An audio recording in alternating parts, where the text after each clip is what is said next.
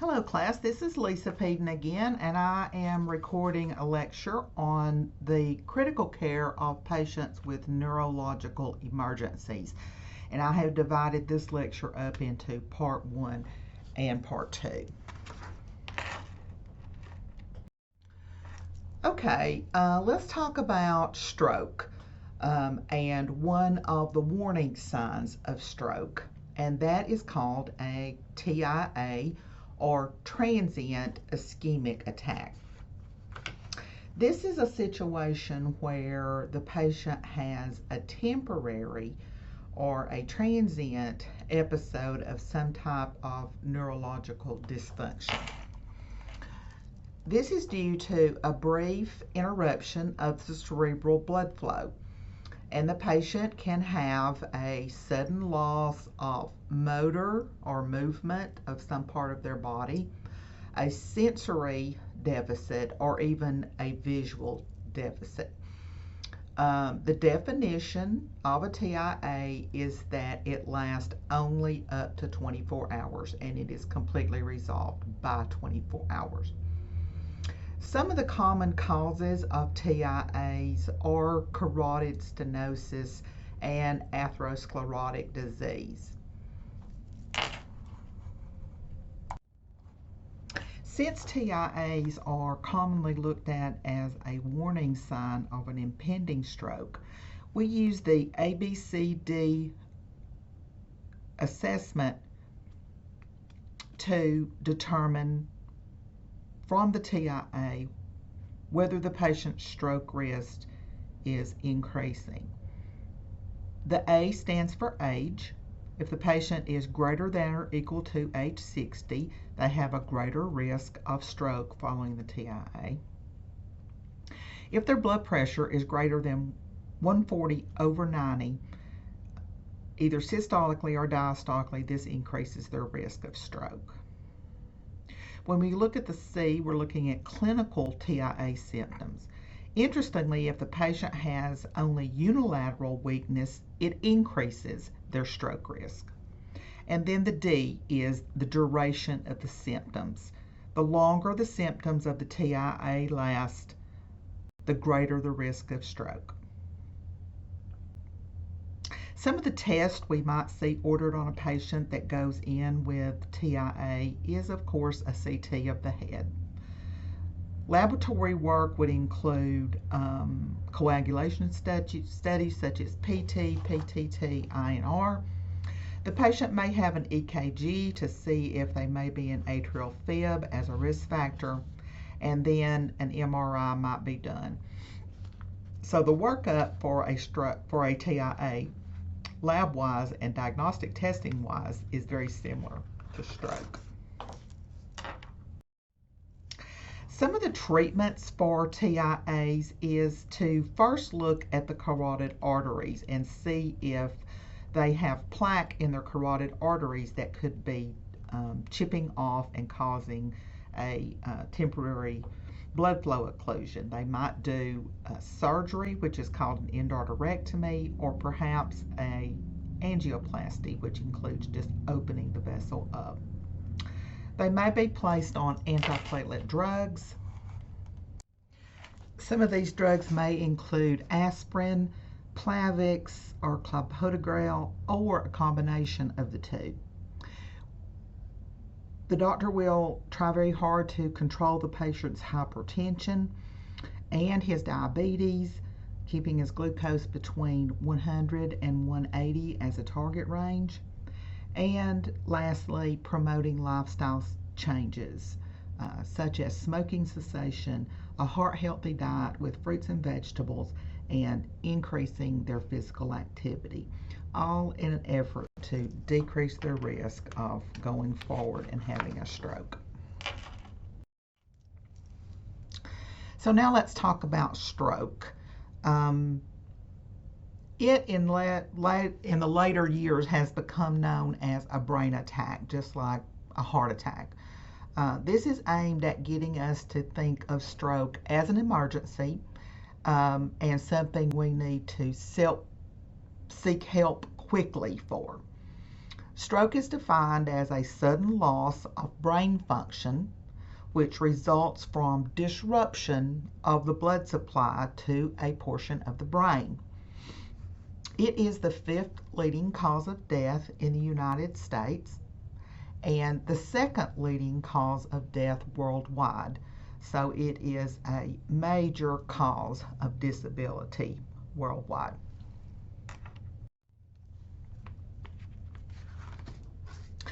We live in the stroke belt, as you can see from this map.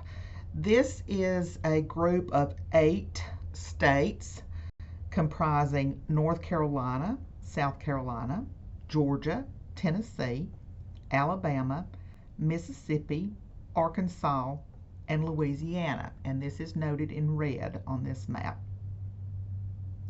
The stroke belt has a risk of 20% higher in the general population. So if you live in the stroke belt, your risk for stroke is 20% higher than the general population. Now you can see what we call the stroke buckle here in orange along the coast. This is a defined area along the coastal plains of North Carolina, South Carolina, and Georgia. And we have a 40% higher mortality rate than the general population. So it begs the question, why? Well, in the South, we have an increased rate of obesity, hypertension, and diabetes. We smoke more than the general population, and our cultural lifestyle leads us to a non-healthy diet. Our quality of health care may be less, and our socioeconomic class may be less. And so these are the reasons for these increased statistics in the stroke belt and in the stroke buckle. Stroke is divided into 2 major categories, and I have pictures of both here. A hemorrhagic stroke accounts for about 15% of all strokes, and this is where bleeding into the brain causes the symptoms. And this accounts again for about 15%. But the majority of our strokes are ischemic, and that is further broken down into thrombotic and embolic.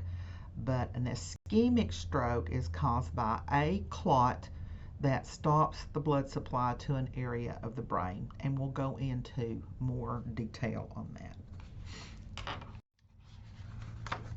The first type of ischemic stroke is a thrombotic stroke. About half or over half of all strokes are thrombotic. That means that it's caused by atherosclerosis or plaque in the blood vessel, which then ruptures and forms a clot that impedes the blood flow to a portion of the brain. Now, because this formation of plaque is a slow process, these patients have a slower onset of symptoms of their stroke from minutes to hours.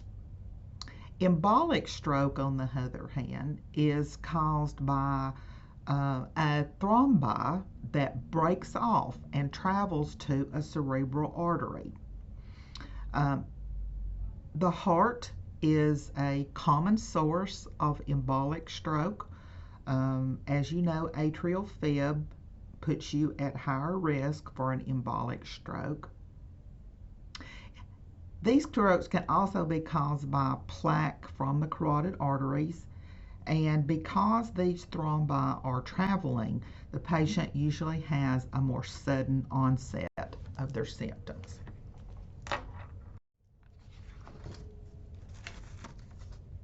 Hemorrhagic strokes, which are caused by bleeding, account for about 12% of all strokes.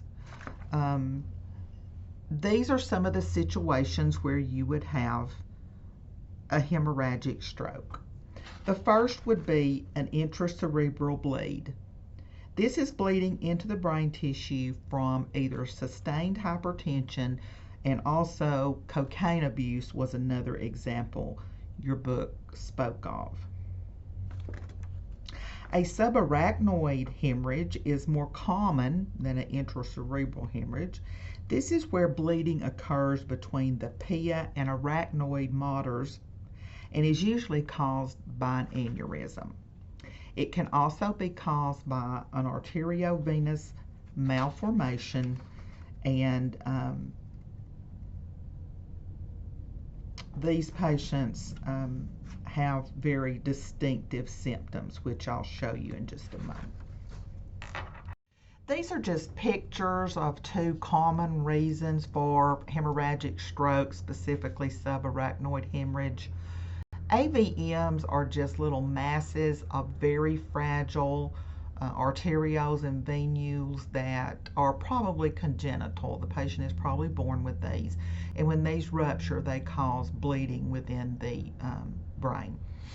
An aneurysm may be congenital, or it can develop over time, and you see here that this is a weakness in a blood vessel that can balloon up and then rupture and cause the bleeding. Some of the many risk factors for stroke are listed here. Some of these are modifiable, others are non-modifiable, and others are manageable with medical management. A lot of them you'll see are the same risk factors for heart disease, because plaque is plaque. First, we know that atrial fib is a risk factor. Arterio or atherosclerosis, a previous stroke or TIA, and we talked about that earlier.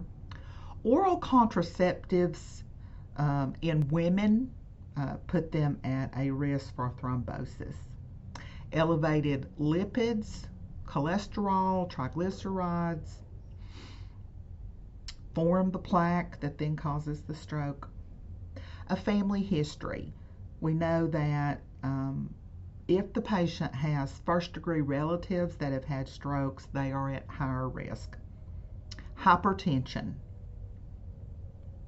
smoking and alcohol use, obesity, diabetes. We're at higher risk as our age advances, if we have a sedentary lifestyle, and then many other risk factors. One that I noted here was the phenylpropylalamine that comes in antihistamines. It is a vasoconstrictor, and so it is now listed as a risk factor medication for stroke.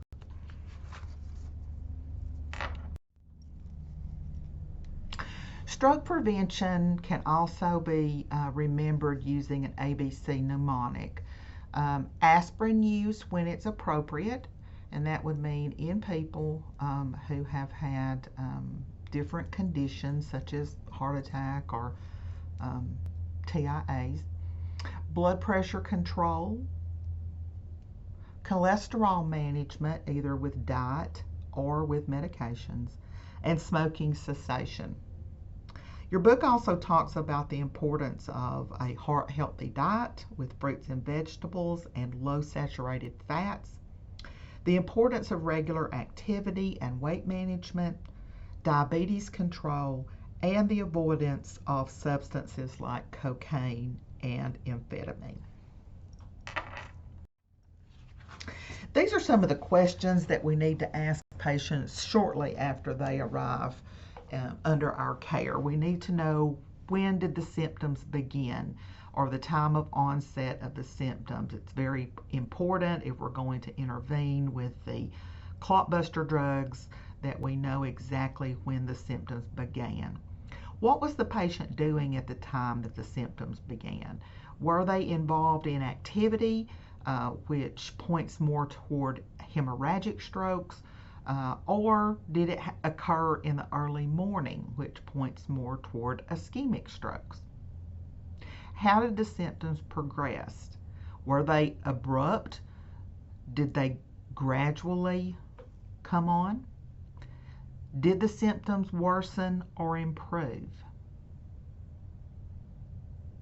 Medical history would be things like history of head trauma, diabetes, hypertension, heart disease, anemia, or obesity. Social history questions would include short questions about education level, employment, travel recently, leisure activities, habits such as smoking or alcohol intake. And then for medications, we want to know a list of the prescription drugs the patient is taking, over the counter medications, herbal concoctions, or even illicit drugs. All of these questions are important to know when we're taking care of a stroke patient. Now, the CDC has listed the 5 most common symptoms of stroke. They've even made a mnemonic of FAST. So we know to teach our patients and be aware that if they have a sudden confusion with difficulty speaking or understanding, they need to seek help. A sudden numbness, weakness of the face, arm, or leg. Sudden vision deficits. Dizziness, loss of balance or coordination. Or a sudden severe headache. So the FAST acronym is facial drooping. You want to have your patient smile and see if you note any asymmetry. Arm weakness, speech difficulties, and time. It's time to call 911, and what time did your symptoms first begin? There's also another T that they have added at the end. I couldn't find that documented anywhere, but someone told me that the new fifth T at the end is tongue. Stick your tongue out. And obviously, you know from assessing your cranial nerves that you can tell a lot about cranial nerves with the tongue and whether they can stick their tongue out and move it around. And these symptoms would be indicative of any kind of stroke. Ischemic, hemorrhagic, embolic, thrombotic, these are just symptoms of stroke in general. Now this is the NIH, National Institute of Health Stroke Scale. It is the standard tool for assessing neurostatus after an acute stroke. It is very detailed. You can tell that you can't really memorize this like you can the Glasgow Coma Scale, but it has components of the Glasgow Coma Scale. And you may not be able to read from this slide, but there is a 1.5 page chart in your book. So I want you to study this and make sure you understand the NIH stroke scale. If you work in the emergency room, you may be asked to perform this daily. There's a possible 40 points on the NIH stroke scale. Here, the higher your score, the worse your deficits. So if you have a 35 score out of 40, then you have a pretty profound set of deficits.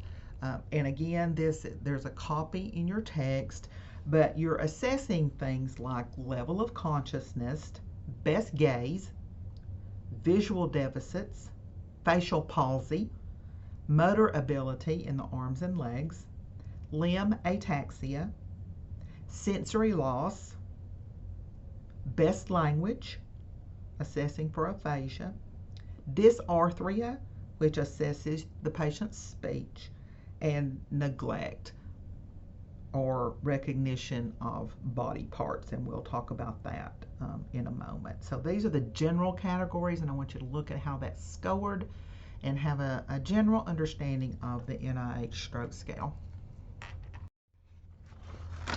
Some of the diagnostic tests we talked about with TIAs, and they're going to be, again, very similar for stroke. You're going to do labs. They're going to get a CBC. You're looking for an elevation in the hemoglobin hematocrit. The body will compensate for decreased oxygen to the brain by producing more cells. You're looking for electrolytes, especially glucose and perhaps even an A1C. You're looking at renal function with BUN and creatinine, and at coagulation with a PT, PTT, and INR. And this may be used to establish a baseline for the patient who is going to be put on anticoagulation later. We know the patient's going to go straight to CT scan. This is the most common test. It's usually a CT without contrast. It can be read immediately, and then perhaps in the coming hours or days they may have an MRI. Now they may also have an ultrasound of their carotid areas to see if they can perhaps ascertain whether it was plaque in the arteries that caused the stroke.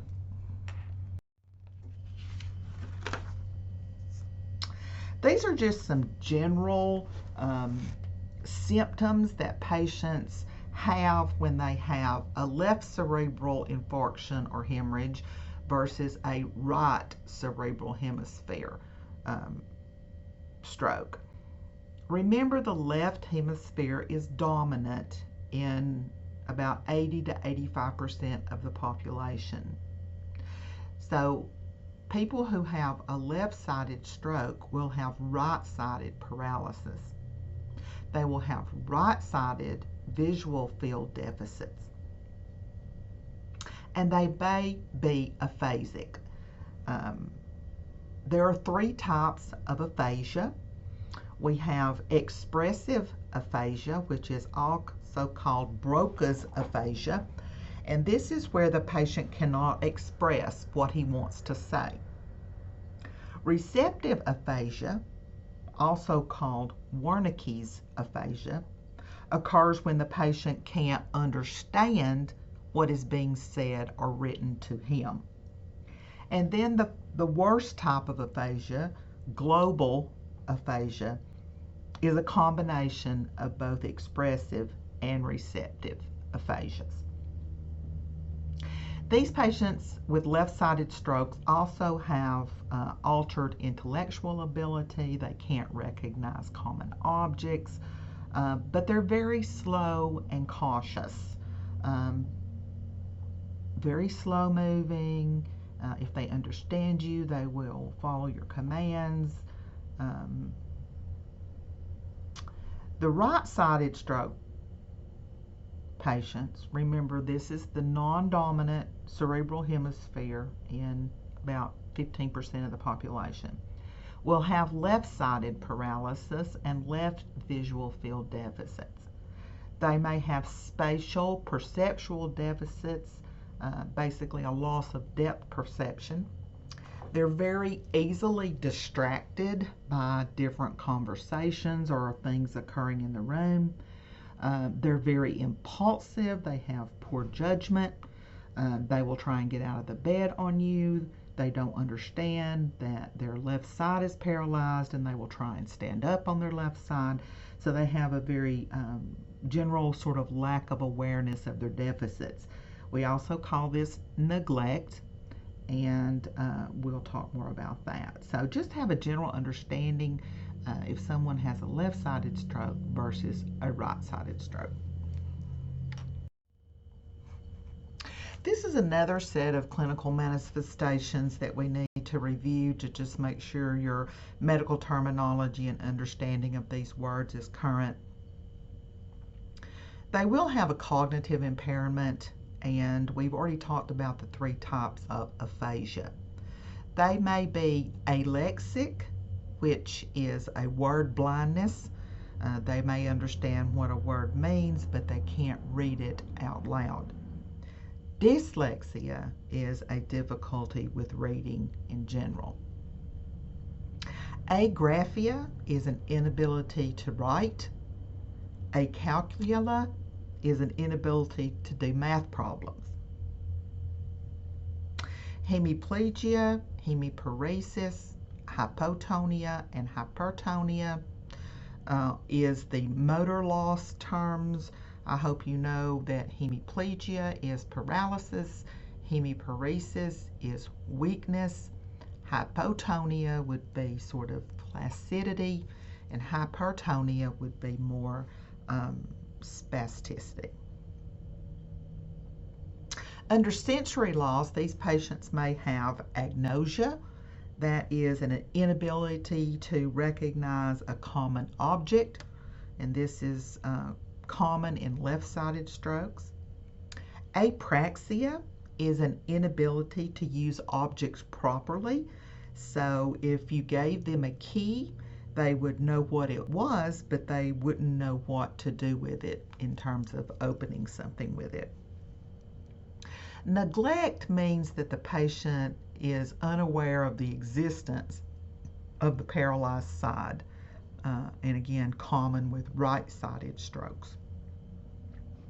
Hemianopsia is the picture you're seeing there. This is loss of half of the visual field on the same side in both eyes. So this has implications for when you're helping them maybe with their food tray or with combing their hair or doing ADLs. They would only see half of what was in front of them. All right, emergently, as soon as a patient starts experiencing symptoms, we want to teach them, or if we're present, we want to seek health care immediately. We need to call EMS. Hopefully they will take the patient to a stroke center. This is a hospital that has gone through extensive training to know how to treat stroke patients very rapidly.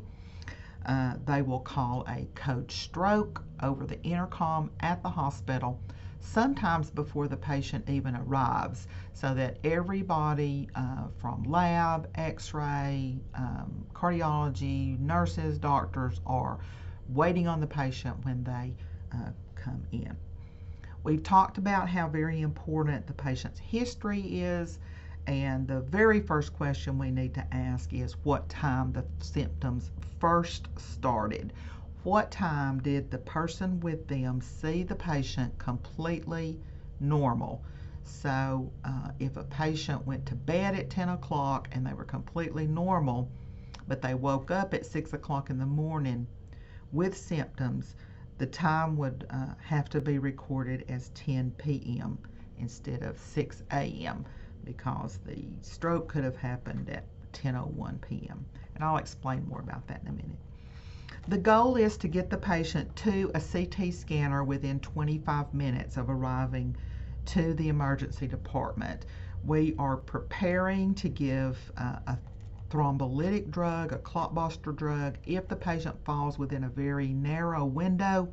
And so the patient is taken straight to CT scan. They do not go into a room. They do not check in. They go straight to CT scan. We're going to be sure and have 2 large IV sites in them, and the patient again will be evaluated for TPA administration. On the CT scan now, they are looking for hemorrhage. If the patient has a hemorrhagic stroke, if they are bleeding, they are not, repeat, are not a candidate for the clotbuster drugs because it will simply make their brain bleed worse. So the CT scan should show no bleeding, and sometimes if it's been fairly recently, it may even appear normal. But that's what we want. These are the patients that we can evaluate further for TPA. All right, this is a busy slide, and I'm going to have to talk for just a few minutes on TPA. We also call that thrombolytic therapy or fibrinolytic therapy.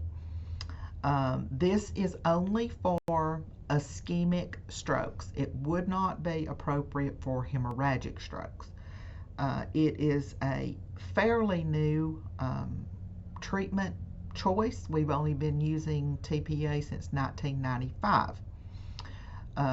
TPA is how we abbreviate it, but the generic name for the clot buster is Alteplase, and it is a clot dissolving medication. First, we have to determine if the patient has a non-hemorrhagic stroke, so they go straight to CT scan.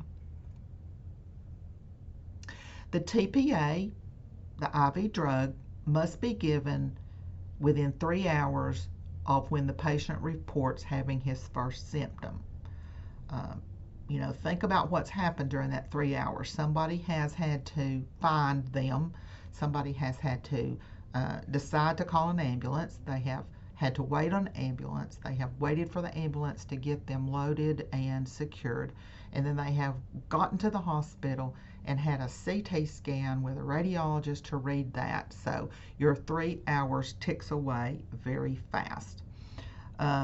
Because it's a very risky procedure, the patient or his family will be given a written consent that they must sign.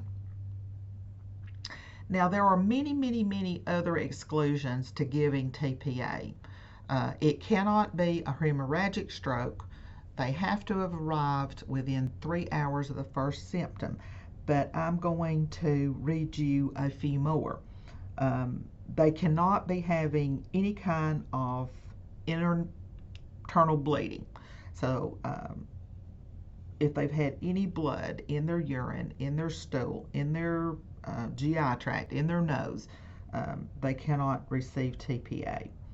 If they have an elevated PT and PTT, they would be put at too high a risk for bleeding.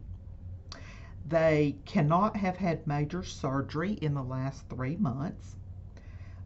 They cannot have experienced any kind of head trauma in the last 14 days. They cannot have sustained hypertension. They can have no history of an AVM or aneurysm. If they had a seizure at the time of the stroke onset, they cannot receive TPA.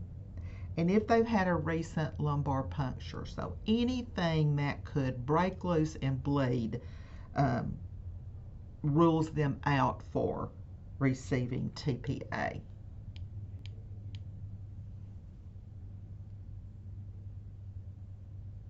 Okay, now I want to talk about an exception. In 2009, the time frame for receiving TPA was extended to 4.45 hours after the first symptoms for a certain group of patients.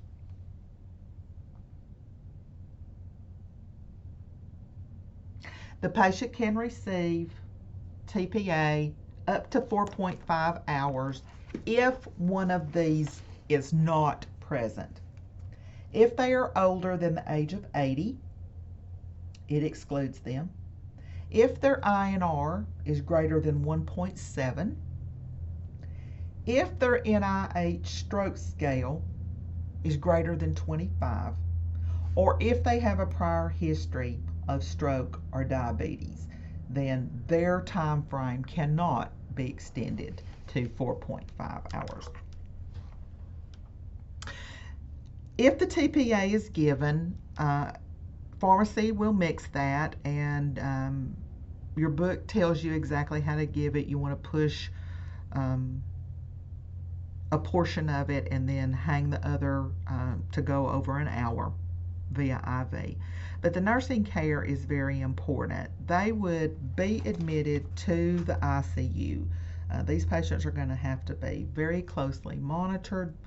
At the point that they have been given TPA, you cannot then start another IV on them. You cannot put down an NG tube. You cannot insert a Foley catheter because of the very high risk that they would bleed after the TPA.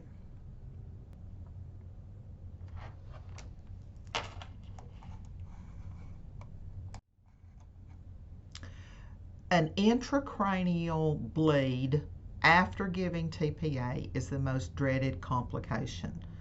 About 4% of the patients who are given TPA will have a massive intracerebral bleed. And if they have an intracranial bleed after TPA, it's almost always fatal because there's just no stopping it. Once they bleed, they just bleed into their entire brain. So that is what we're guarding against at all costs.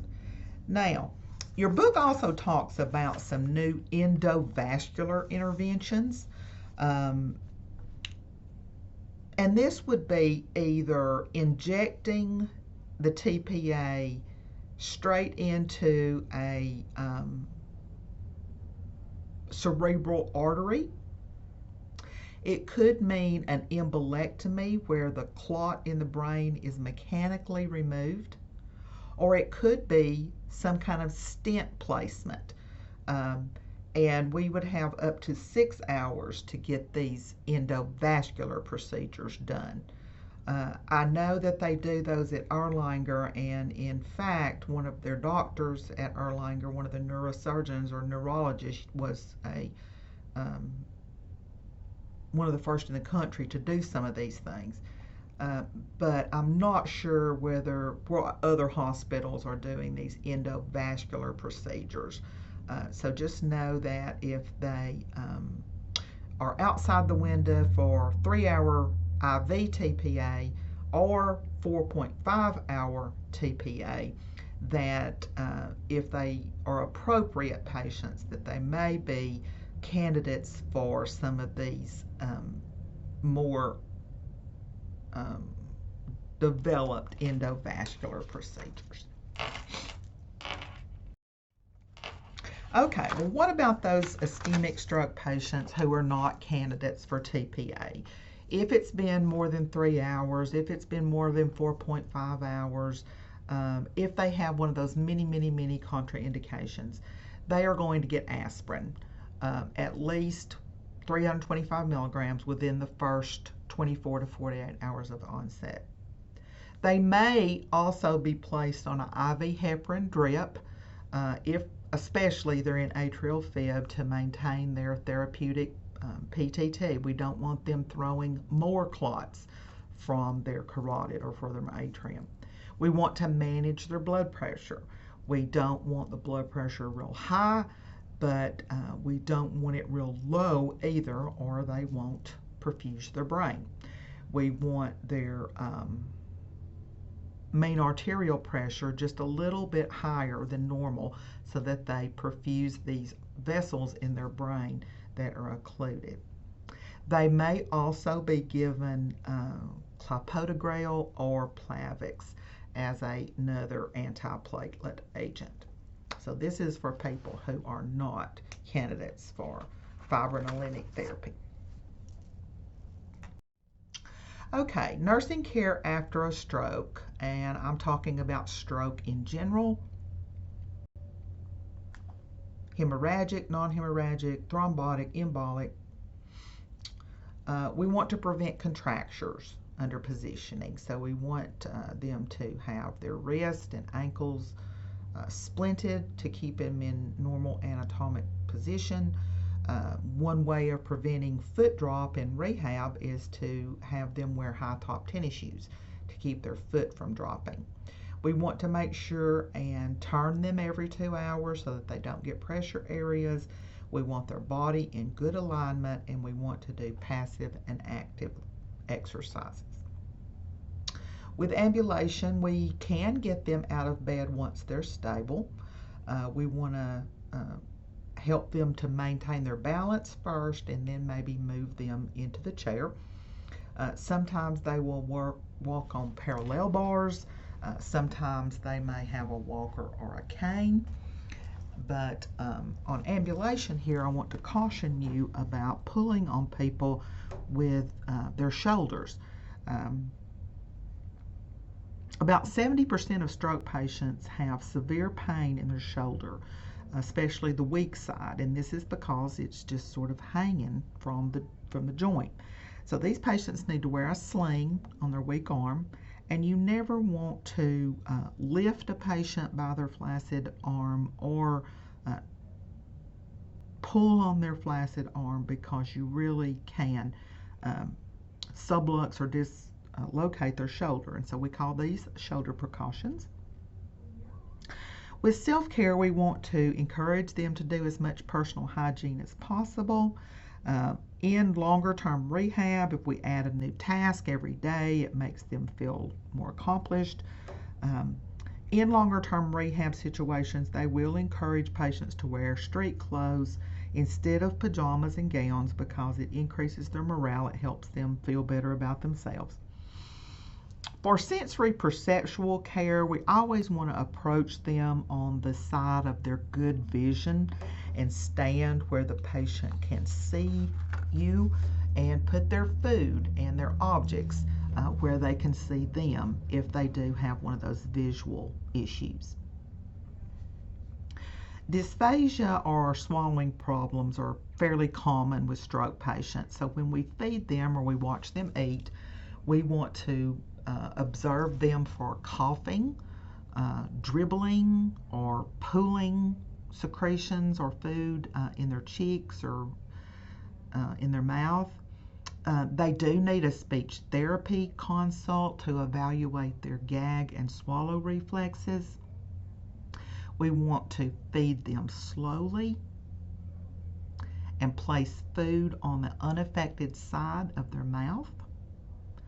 They may require thickened liquids. We don't want to use straws with these people. It makes them get choked easier.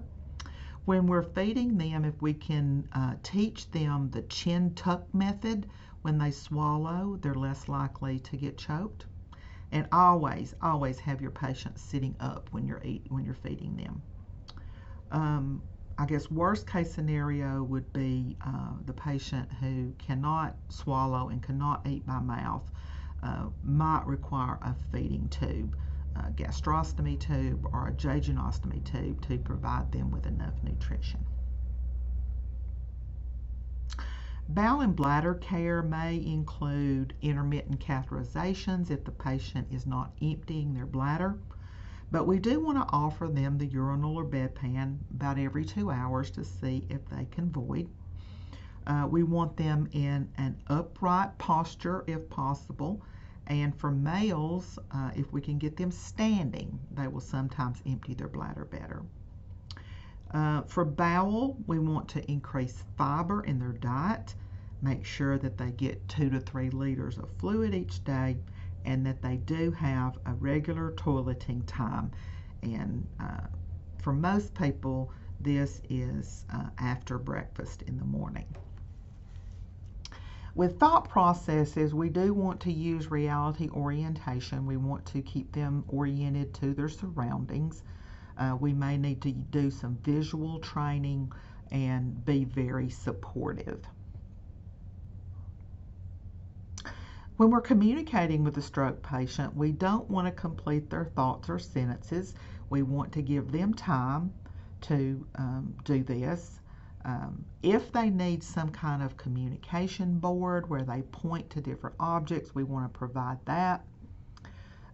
We want to speak slowly and face the patient and give one instruction at a time in a normal manner and tone. And y'all know this. You know how to communicate with a patient. You don't yell at them. You face them. Skin integrity is going to be very important. They may need a special air mattress or a low air loss bed. We want them on a regular turning schedule. We want to keep them dry and prevent as much friction and shearing as we can when we're moving them in the bed. For family, we need to realize that this is going to be a very long rehab process, maybe for the rest of their lives. We need to be supportive with them. We need to be optimistic with them and focus on what the patient can still do and what his remaining abilities are, and help them come up with a plan to care for them at home if that's what they wish. Continuing care can look many different ways depending on the patient, depending on their age, depending on the severity of their stroke.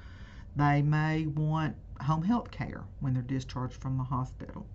They may need a short inpatient rehab stay. They may need extended care. Um, Caregivers at home may need respite care.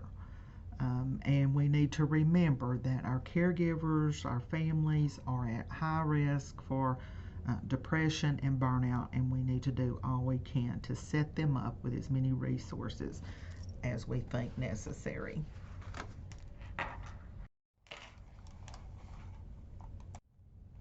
Okay, the picture you see here is a surgical procedure. It is called a carotid endarterectomy. In the patients whose CT scan, MRI, ultrasound shows a lot of atherosclerotic plaque in their carotid artery, and this has to be about 80% occluded. I'm always surprised at that, but they want it 80% occluded before they're willing to go in and take the risk. They're going to remove the plaque from the inner lining of the carotid artery to prevent stroke. So this might be done in someone who's had a couple of TIAs, who then has at least 80% plaque in one of their carotid arteries. And they're going to go in and remove that. And this picture shows where the incision, they would never do bilaterally, they would only do one side at a time.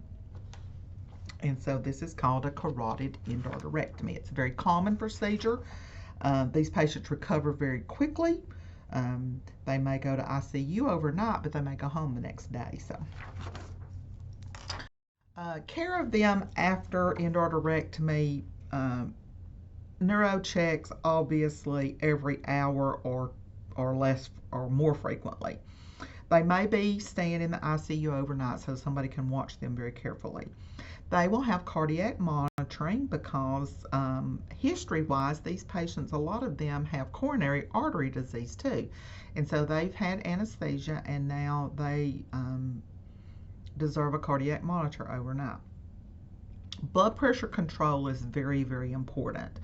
We don't want them hypertensive because then we have a risk of sort of blowing out the suture line and causing a hemorrhage. On the other hand, we don't want them hypotensive because we want to make sure that they have enough perfusion to their brain. So blood pressure control in this after this procedure is very important. Because of where the incision will be, we also have to observe for cranial nerve dysfunction. So we want to make sure the patient is swallowing well, that their voice is not hoarse, and that their airway is stable. If they have a lot of swelling around that incision, or if an excessive, hematoma forms or something there, you can see that it would press on the trachea and potential airway. So it is important for them to stay in ICU overnight with all these careful monitoring techniques. But again, these patients recover very quickly, and many of them will go home 24 hours or so. Okay, now this is an arterial line, and so with blood pressure control being so very important in these patients, sometimes they will come from surgery or from PACU with an arterial line. And this is a catheter that you can see here is in the radial artery, and it is connected to a monitor that displays a very direct blood pressure measurement. It's connected to a transducer there and then connected to a solution that is under pressure. And you can see the pressure bag around the IV fluids is going to be inflated because remember, you've got to keep that arterial line open, but the pressure in the arterial line is much stronger than it is in a venous line. And so this transducer in the middle will transmit a direct arterial blood pressure to the monitor. Now, there are some very specific things that you must do with an arterial line and that you must not do with an arterial line.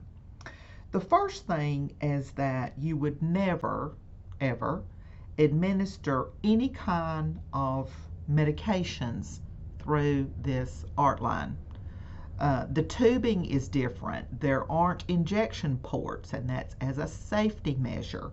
But this is not a intravenous line. This is an arterial line. So you do not push any medications. You do not hang any medications to infuse. When you take a reading, the patient needs to be on their back. And the transducer in the center there needs to be leveled at the heart rate at the heart level for an accurate reading. You don't want them to valsalva or bear down during the reading. And we commonly will take a cuff regular dynamount blood pressure and correlate that to the arterial blood pressure so that we know how well the arterial line is working. Now you see a very good waveform on the monitor there with the notch in the waveform, and that means your reading would be accurate. If the waveform was dampened or just small little waveforms, that would mean that the catheter was not sitting in the artery correctly, and sometimes you can reposition that. But before you record a reading, you want to make sure you have a good waveform, that the patient is on their back and that their head of the bed is not elevated more than 60 degrees, and that the transducer is at the heart level. Now, they'll usually use an IV pole for the pressure bag, and the transducer has been leveled by the first person to set it up and taped or secured at the heart level, but you just want to check that before you use an art line. Now, I realize that this is critical care, but a couple of years ago they did ask some questions in ATI, which we were using instead of HESI, and on NCLEX about arterial lines. And I believe it was about administering medications through an art line, which is a no-no. So I just wanted you to have a general idea about how an arterial line is used. And maybe some of y'all have seen these in ICU or in surgery. Okay, this is just a little bit of elaboration on aneurysms. Remember, this is one of the reasons for subarachnoid hemorrhage and hemorrhagic strokes. And this is just defining it for you and reminding you that many times these aneurysms are located in the circle of Willis. And it's just a weakness in the arterial wall that ruptures and then exposes the brain to a lot of fluid. Okay, this is the patho. I think I've just said this. The aneurysm enlarges. It presses on the cranial nerves and the brain tissue, and then you get symptoms of cranial nerve compression. If it then goes ahead to rupture, the brain is exposed to blood in the form of a subarachnoid bleed. Intracranial pressure rises, and the brain becomes ischemic because of compression of the structures. Some of the classic symptoms of a hemorrhagic stroke or an aneurysm rupture, and this goes back to questioning the patient in the history. When we question them about their headache or their pain or the onset of their symptoms, they will commonly use the words, "This is the worst headache of my life." And so if a patient says that to you, you should document that in quotation marks in your notes, because this is very diagnostic of a hemorrhagic aneurysm rupture. Another thing they may say is that I feel like I was hit in the head with a baseball bat. So it's very severe, it's very sudden, and unusual. So if the patient describes it in any of these ways, you want to enter that in your notes in quotation marks. Sometimes they do lose consciousness right after this headache begins. Their neck becomes very stiff because remember, the meninges are going to be exposed to blood at that time. They may have visual disturbances, they may have tinnitus, dizziness, hemiparesis, so very severe symptoms with a hemorrhagic stroke. These patients, again, going to go straight to CT scan. Diagnostic tool of choice, neurologically, for most things. They may have an angiogram where they have dye injected to look at the vessels. And you can see here there's an arrow pointing to the two aneurysms in this picture, and this would be an angiogram. Sometimes these patients, if the diagnosis is not real clear, may have a lumbar puncture. But if their intracranial pressure is very high, they may avoid a lumbar puncture. Now, if they have blood in their cerebrospinal fluid, that would be evident with the lumbar puncture. Aneurysm ruptures are managed a little bit differently depending on the situation. Some surgeons want to let the brain recover from the initial bleed and then take the patient to surgery a week or 10 days later. Some patients go straight to surgery. It's just sort of individual. But these patients are at high risk for seizures, so we do need to watch for seizures, describe them adequately, and then medicate as our orders have us do.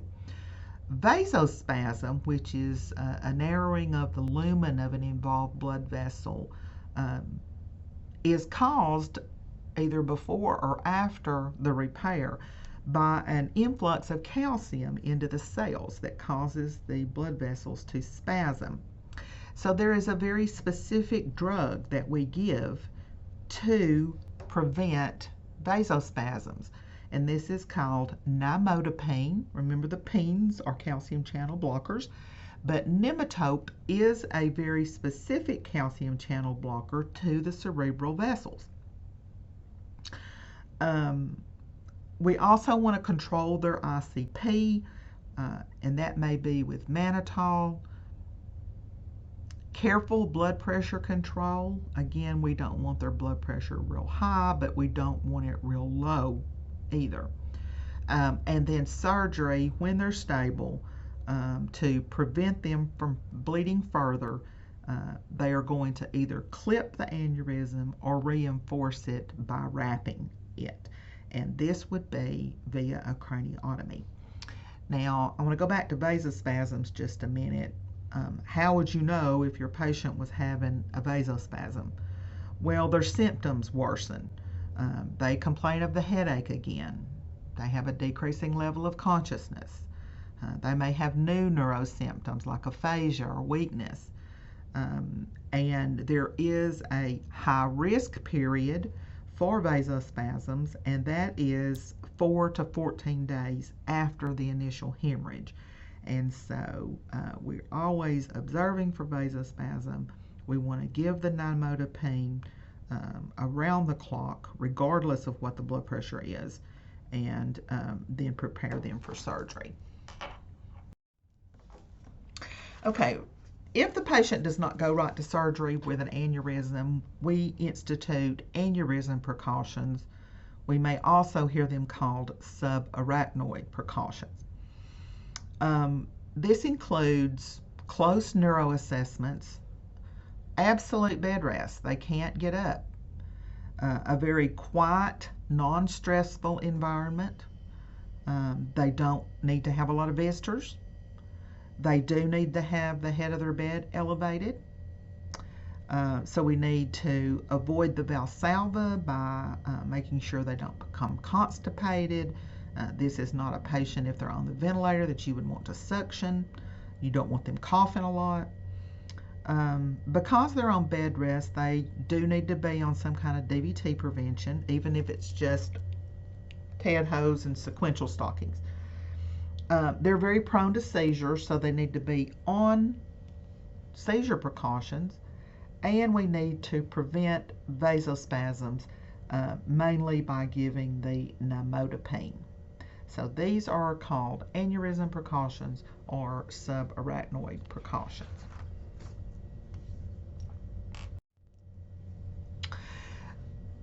Going on with the train of thought with the hemorrhagic strokes, we've talked about vasospasms, and these are some of the other complications that can occur. I've said that they're at high risk for seizures, so they do need to be on some kind of anti-epileptic drug. Hydrocephalus is a problem because the blood in the brain may impede the spinal fluid from circulating, and so they can get hydrocephalus or increased spinal fluid because it's not being circulated properly.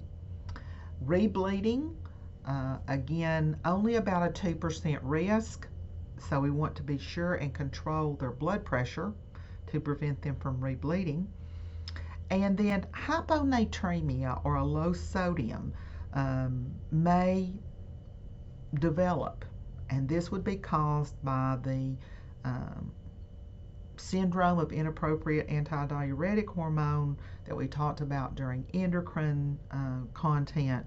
And the treatment for hyponatremia in this situation would be to give them hypertonic saline IV. So again, these complications may occur after hemorrhagic stroke, so we're constantly monitoring these patients very carefully. All right, that's the end of part 1. Thank you for your attention.